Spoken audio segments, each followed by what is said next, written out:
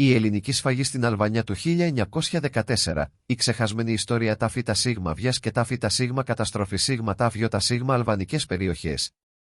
Για πολλά χρόνια, ένα πικρό κεφάλαιο της ιστορίας έχει αρνηθεί και ξεχαστεί, οι ελληνικές σφαγές στην Αλβανία του 1914. Αυτό το άρθρο έχει σκοπό να ανακαλέσει και να περιγράψει τα τρομερά γεγονότα που συνέβησαν σε αυτή τη σκοτεινή περίοδο της αλβανικής ιστορίας. Σφαγές και καταστροφές. Η ελληνική σφαγή στην Αλβανία το 1914 έφερε μια πραγματική καταστροφή για τον αλβανικό λαό.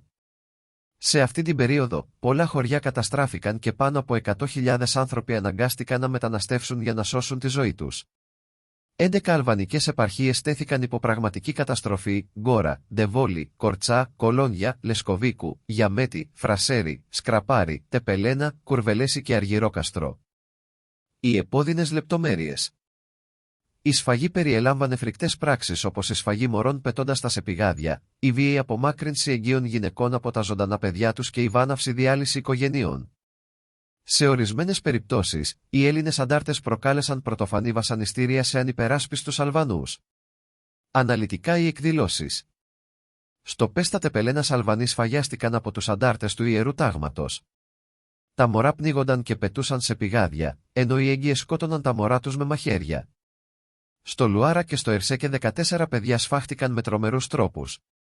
Στην περιοχή Παναρή της Κοριτσάς, μεταξύ 2 και 10 Ιουλίου 1914, πάνω από 375 Αλβανοί σφαγιάστηκαν, ενώ ο Παναρίτ κάηκε. Στις 25 Φεβρουαρίου 1914, στο Κουκάρ και στην Κοσίνα της Πρεμέτ, οι Έλληνες ήταν πρωτοφανείς και έσφαξαν παιδιά μπροστά στα μάτια της μητέρας τους. Στις 29 Απριλίου 1914, στην πλατεία Σφενδάμου της Χόρμοβας, στο Τεπελένα και στην εκκλησία πάνω στο Καντάρ, οι Έλληνες σκότωσαν και έσφαξαν πάνω από 217 Αλβανούς και έριξαν τα κεφάλια τους στο Χόνοφ και Ρακόλι.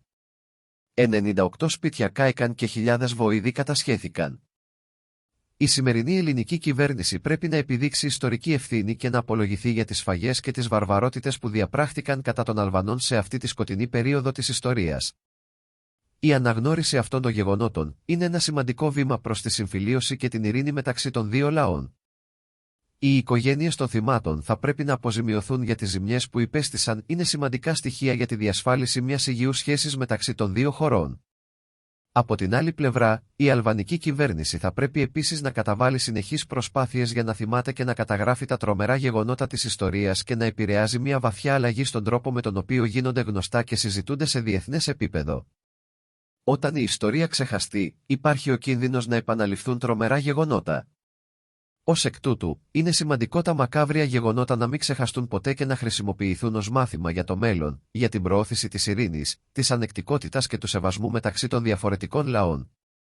Εάν και οι δύο κυβερνήσεις κάνουν τα σωστά βήματα προς την αναγνώριση και τη συμφιλίωση, μπορούν να βοηθήσουν να επουλωθούν οι βαθιές πληγές της ιστορίας και να οικοδομήσουν μια καλύτερη και πιο βιώσιμη σχέση στο μέλλον.